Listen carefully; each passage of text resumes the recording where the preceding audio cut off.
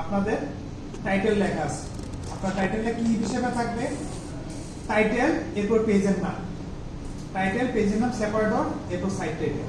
যে প্রথম থাকবে পেজের নাম এরপর কি টাইটেল, আপনার যে ওয়েবসাইট আছে ওয়েব পেজের নাম, এরপর থাকবে কি সেপারেটর, এরপর হচ্ছে এটা। এখানে আপনারা চাইলে এই লাইনটা আপনারা পুরোটা চেঞ্জ করে দেবেন, যে আমার এটা দরকার নেই, আপনি শুধু টাইটেল দিবেন, শুধু টাইটেল দিয়ে করতে হবে। ইনসার্ট ভেরিয়েবল আছে, এনে সাইট টাইটেল দিয়ে দেন, তাহলে শুধু টাইটেলটা চলে আসবে, সাইটের টাইটেল। আর যদি মনে করেন যে না আমি যে আর্টিকেলটা লিখছি, এই যে আর্টিকেলের টাইটেল, এই যে টাইটেল,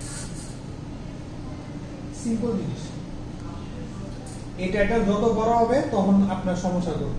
এই যে কয়টা ছিল, 6টা ছিল, 5টা হয়ে গেছে, মানে আরেকটা সব। এবার আসে স্ল্যাগ। স্ল্যাগ জিনিসটা কি বলছিলাম?